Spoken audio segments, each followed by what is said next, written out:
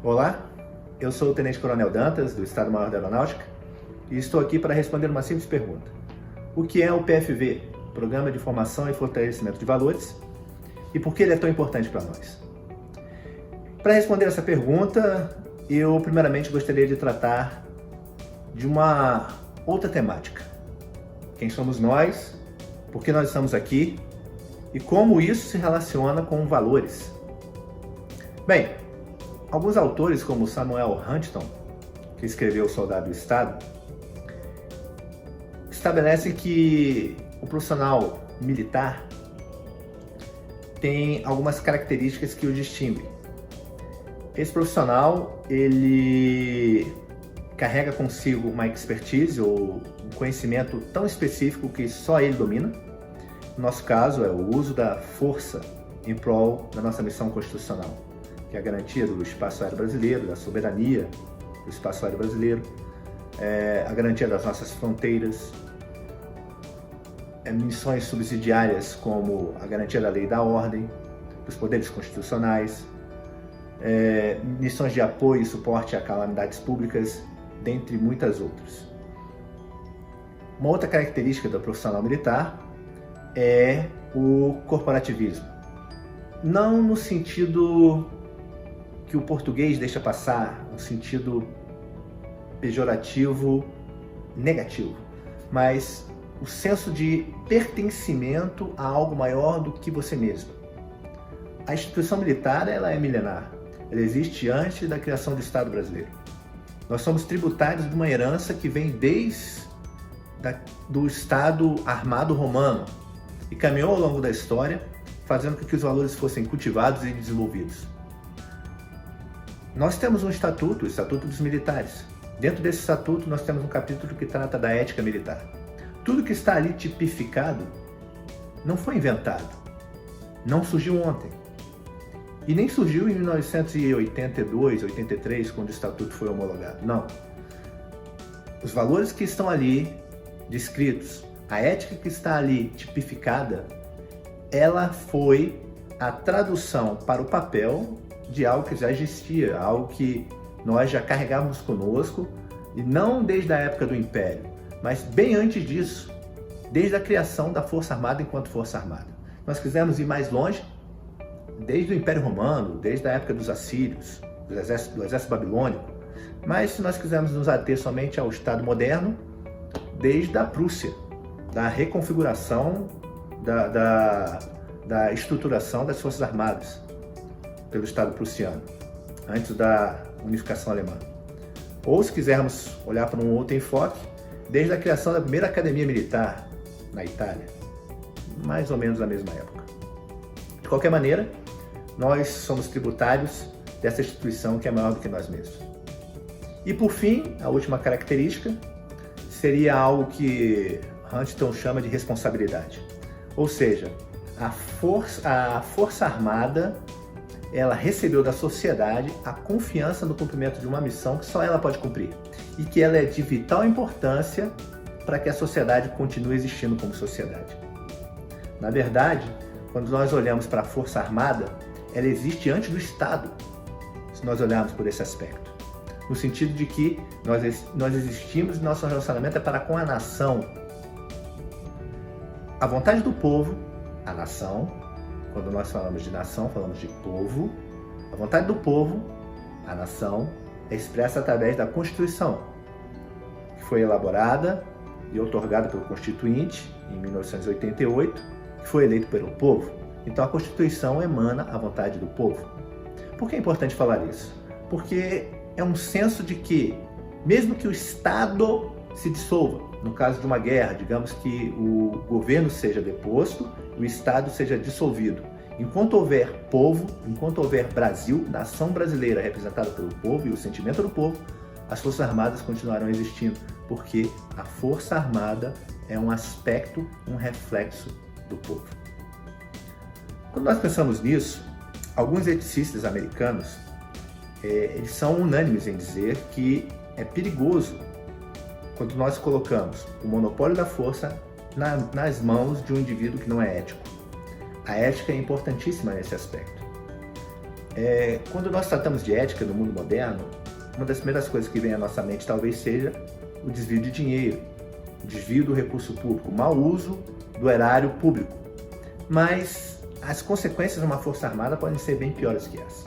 Porque nós estamos dizendo que alguém que está monopolizando violência ordenada e para um bom motivo finalístico, que é a proteção e a manutenção da paz, das instituições, das normas em vigor, do Estado de Direito. Essas pessoas, não sendo éticas, poderiam usar a força para o mal, vamos dizer assim. Então, nós termos um soldado ético é importantíssimo. E quando nós falamos de soldado ético, nós estamos falando de um indivíduo cuja o entendimento de ética dele ultrapassa simplesmente o cumprimento de normas.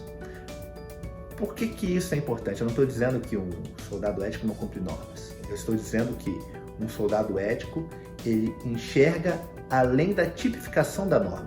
Ou seja, uma lei, uma ordem, uma regra, ela existe para cumprir um propósito. Nós estamos falando hoje de uma sociedade onde a guerra já não existe conforme nós entendíamos guerra há um tempo atrás. A nossa guerra não é como a Segunda Guerra Mundial, a Guerra do Vietnã, nem mesmo como a Guerra do Golfo, a Guerra do Iraque, a primeira delas. Não. A nossa guerra já é uma guerra mais moderna. Nós estamos falando de uma guerra de quarta e quinta geração, aonde nós não temos preto e branco, amigo e inimigo. Nós estamos falando de um estado de coisas aonde o americano chama isso de gray zone, aonde é impossível distinguir o preto e o branco. Nós temos vários tons de cinza, no sentido de que é muito difícil distinguir quem é o inimigo. É um conceito de guerra irregular, de guerra híbrida, aonde na guerra híbrida o insurgente, o cartel de drogas, o miliciano, o exército regular, o exército irregular, todos eles se relacionam em algum nível e eu não consigo distinguir exatamente quem é cada um deles. E por isso também fica muito difícil distinguir quem é o inimigo. Por conta disso, há uma descentralização muito grande das atribuições. O nosso elo de C2, de comando e controle, ele fica um pouco fragilizado num cenário como esse. Por conta disso, nós precisamos outorgar a autoridade. É uma coisa que o americano chama de mission command, ou seja, eu outorgo a autoridade a um nível inferior, dando a ele a diretriz daquilo que se quer cumprir. Não exatamente uma regra ipsis literi para ser cumprida e traduzida. Por conta disso, esse soldado ele teria condições de, num cenário caótico, de uma missão de GLO, garantia da lei e da ordem, na favela, por exemplo, quando ele não tem contato com a instância superior e a situação urge para que ele tome uma decisão, sabendo a diretriz geral, ética, moral e profissional do seu comando, da sua cadeia de comando, tomar uma decisão que, em última instância, seria a que o seu comandante tomaria. Para que esse indivíduo seja fortalecido nisso, eu tenho que ensiná-lo desde o momento em que ele é formado. Quando nós falamos da complexidade disso, nós olhamos também para a norma. Nós temos uma série de normas que nós seguimos dentro das Forças Armadas e não interessa para mim, como um oficial, que os meus subordinados somente sigam a norma. Porque nessa sociedade complexa em que nós nos encontramos, é necessário que esse profissional ele saiba interpretar e entender o princípio por trás da norma. Por quê? Porque em qualquer situação que ele for colocado, em que a norma não esteja tipificada claramente sobre como ele deve se comportar ou como ele deve agir, ele teria condições de, analisando o princípio por trás da norma, o princípio por trás da intenção do legislador, se portar de acordo com aquilo que a sua cadeia de comando espera que ele execute. Isso é importantíssimo porque exige maturidade. Exige um nível de competência moral bastante desenvolvido. Quando nós falamos de competência moral, alguns dos senhores que estudam o assunto poderão se remeter a Kohlberg, e é exatamente isso que eu estou falando. É um nível de competência moral que o indivíduo não faz uma coisa somente porque lhe foi ordenado, com medo de ser punido. Onde o indivíduo não faz uma coisa somente para ganhar vantagem.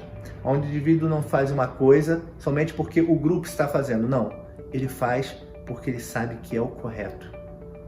E aí ele começa a se remeter a valores que são maiores do que ele mesmo. É impossível um código de ética que retrate todos os valores e todos os comportamentos que eu deveria esperar de um soldado profissional. Eu teria que escrever milhões e milhões e milhões de livros, milhões e milhões de volumes, e mesmo assim eu não conseguiria abarcar todas as situações possíveis para amarrar essas situações e dar respostas previamente elaboradas para que essas pessoas se comportassem da maneira que tem que se comportar. Na verdade, quando eu falo de um código moral, eu estou muito mais preocupado com o sentido por trás desse código. E aí entra a questão da maturidade e do nível de competência moral mais desenvolvido. Um nível de competência moral mais desenvolvido exigiria de um soldado estar numa situação profissional onde ele não tem regras definidas para como ele deve agir, mas conhecendo o princípio por trás do Código de Ética Militar, ele se comportaria eticamente. E é importante eu dizer que a maioria dos eticistas concorda que para que eu tenha um bom soldado, eu tenho que ter um bom cidadão. Para eu ter um bom cidadão, eu tenho que ter um bom ser humano. Então, em última instância, um bom soldado é um bom ser humano. E somente um bom ser humano será um bom soldado. Isso implica dizer que o programa de formação e fortalecimento de valores não está preocupado apenas no indivíduo prestando uma boa continência, tendo um uniforme em alinho, se comportando corretamente dentro dos muros do quartel. Isso não é plenamente o mais importante. Isso é importante, mas não é a totalidade do que é importante. O que realmente é importante? É importante que esse indivíduo seja um bom cidadão e seja um bom ser humano. Isso implica em dizer que ele é um bom cônjuge, ele é um bom filho, ele é um bom pai, uma boa mãe, um bom irmão, um bom vizinho, que ele não para na vaga do deficiente, não sendo deficiente, que ele atravessa na faixa, que ele não ultrapassa o sinal vermelho, que ele não ultrapassa o limite de velocidade, que ele diz a verdade, que ele respeita o próximo. E por aí vai. Acho que os senhores e senhoras já entenderam onde eu quero chegar. Esse tipo de comportamento seria o ideal. Sabemos que ele é inatingível na plenitude. Por quê? Porque ninguém é perfeito. Não existe uma pessoa 100% perfeita e 100% do tempo.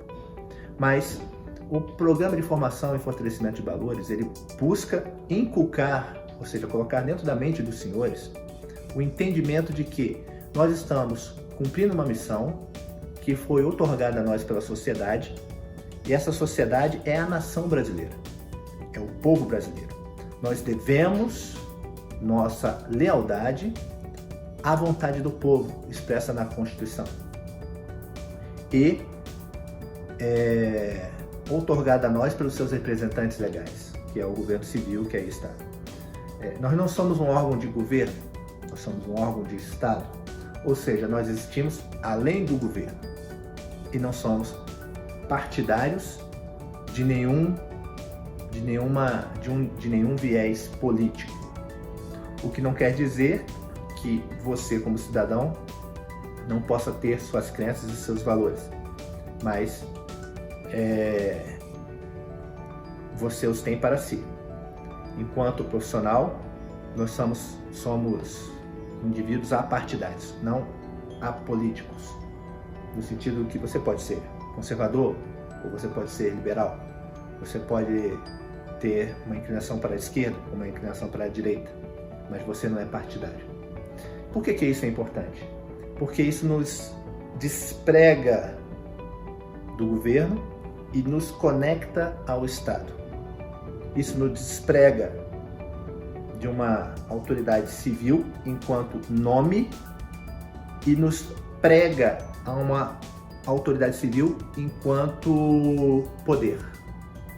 E isso nos dá autoridade para podermos exercer as nossas funções e bem exercê-las, independente do governo que esteja aí. Ou seja ele mais ao centro, mais à esquerda ou mais à direita. Nós seremos a mesma Força Armada, servindo ao mesmo povo, obedecendo à mesma Constituição. Isso é importantíssimo. Então, o Programa de Formação e Fortalecimento de Valores, ele tenta trabalhar em nós este sentimento de pertencimento à nação brasileira, de serviço à nação brasileira e de cumprimento a um código de ética que é maior do que nós mesmos e que nos alcança e nos preenche mesmo quando nós estamos fora do quartel, quando nós exercemos nosso papel de cidadão, de pai de família, de filho, de irmão, de irmã. Por que isso é importante? Porque exige de nós uma tenacidade que, como eu disse antes, é impossível de ser alcançada na plenitude, mas nos move em direção a um alvo. O importante para nós é seguirmos em direção a esse alvo. Se nós vamos alcançá-lo 100%, sabemos que é impossível, mas saber para onde estamos indo é que faz a diferença, para que não estejamos indo para um lado totalmente oposto àquilo que a sociedade espera de nós, que é sermos bons cidadãos, cumpridores dos nossos deveres e usuários da força que nos foi outorgada de maneira sóbria para cumprir a missão que nos foi subsidiada. O Programa de Formação e Fortalecimento de Valores, no final das contas, ele não tem a pretensão de modificar os ruins a ponto de que todos se tornem bons. Nós sabemos que isso é impossível. Na verdade, o nosso objetivo é mudar uma pessoa. Se você que está assistindo esse vídeo entender a importância de conduzir a sua vida apegado aos valores e mudar a tua moral, ou seja, como você pratica a sua ética, e por conta disso você verdadeiramente introjectar isso no seu cotidiano, eu tenho certeza que você vai levar isso para sua casa. E você, que é um pai e uma mãe, vai educar os seus filhos com esses valores. E lá na frente, teus filhos vão educar os seus netos. E talvez um neto seu um dia venha a bater nas portas da Força Aérea Brasileira para ingressar nas nossas fileiras. Com isso, nós estamos colhendo o fruto daquilo que estamos plantando hoje, a médio e a longo prazo. E mesmo que ninguém da sua família retorne para cá, você será o melhor cidadão, você será o meu vizinho, você será o marido da minha filha ou a esposa do meu filho. De qualquer maneira, a sociedade estará colhendo daquilo que estamos plantando aqui. Então, eu acredito que dentre os projetos da Força Aérea Brasileira, o Programa de Formação e Fortalecimento de Valores é o maior deles. Mais importante do que o desenvolvimento de novas tecnologias, mais importante do que a melhoria dos nossos processos doutrinários de emprego da força, é a construção da base de tudo isso, que é a ética por trás do homem que move a tecnologia, que faz a doutrina ser empregada. Quando nós falamos de Programa de Formação e Fortalecimento de Valores, eu gostaria que você raciocinasse que ao criar um ambiente virtuoso, aonde homens e mulheres estão cercados por outros homens e mulheres que estão fomentando isso a todo momento, nós criamos um ambiente, vamos dizer assim, tóxico para aquele que é ruim, para aquele cuja ética aponta para uma imoralidade, vamos dizer assim. Por quê? Porque essas pessoas boas, reunidas e fomentando cada vez mais a ética militar correta, através do programa de formação e fortalecimento de valores, criam um ambiente tão tóxico e tão repulsivo para aquele que não é ético ou aquele que é imoral, que ele é expurgado desse ambiente. Nós não temos a pretensão de construir um programa de formação e fortalecimento de valores voltado para aquele que é imoral, mas sim para aquele que é moral. Porque você poderia estar perguntando, mas eu já tenho os valores, mas eu já vivo uma vida moral, por que eu devo me apegar a esse programa? Justamente por isso. Porque se você pensar que o programa é só para aquele que é ruim, a gente vai ter um ambiente pouco tóxico para o ruim. E ele vai se sentir à vontade para se mover no meio desse ambiente, para viver tranquilamente no meio desse ambiente, sem se sentir desconfortável. O objetivo do programa de formação e fortalecimento de valores é promover um ambiente desconfortável para o imoral, para que ele não venha a propagar a sua imoralidade e contaminar outros. Assim, espero que você tenha entendido a importância desse programa, espero que você tenha entendido a importância da missão que lhe foi outorgada, daquilo que você carrega, a quem você é tributário, a nação brasileira, o povo brasileiro, que você tenha entendido que nós, como uma instituição que tem o monopólio do uso da força em prol de uma missão para o desenvolvimento do Brasil, nós temos sim que carregar um peso de responsabilidade nas nossas costas, sabendo que nós não somos melhores e tampouco somos piores do que qualquer outro profissional na sociedade brasileira, mas que nós somos sim diferentes e que nós somos herdeiros de uma tradição que, se você quiser olhar a curto prazo, vem desde a época que o Brasil é Brasil, desde a época em que os negros, índios e brancos se reuniram para, na Batalha dos Guararapes, lutar aquilo que seria a primeira batalha de uma força armada nacional. Mas se você quiser ir mais longe, nós somos, na verdade, herança das Forças Armadas Portuguesas. Se você quiser ir mais longe, nós somos herança de uma tradição militar que vem desde a primeira construção civilizatória lá no Oriente Médio, entre os assírios e babilônicos, e se estendeu para os persas, e que posteriormente foi herdada pela cultura greco-romana através do grande Império Macedônico e depois do Império Romano em si. Ou seja, nós carregamos uma tradição muito forte e muito antiga. E os nossos valores vêm daí. Por isso eu concito a todos que se engajem cada vez mais nesse trabalho, que o divulguem, e não exclusivamente dentro da força. Como eu falei, a força trabalha para a construção da sociedade e em prol do povo brasileiro. Se você acha que esse vídeo é interessante, se você acha que esse programa é interessante, compartilhe com a sua família, compartilhe com o seu amigo, compartilhe na sua faculdade, compartilhe na sua escola, onde quer que você esteja, para que nós possamos contaminar a sociedade com esta boa onda de valores e o programa de formação e fortalecimento de valores ele vire uma realidade. E não seja somente um programa que eu faço através de uma atividade, durante um período de tempo, e depois eu me desligo daquilo e vou viver a minha vida. Não.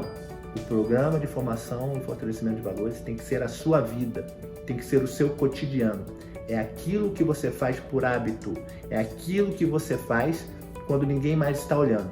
Porque, como eu costumo dizer, você é o que você é quando você faz o que você faz e ninguém está te vendo.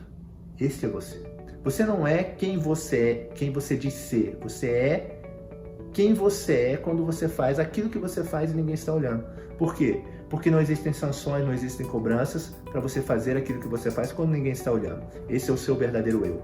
E é este seu verdadeiro eu que nós gostaríamos que fosse o programa de formação e fortalecimento de valores.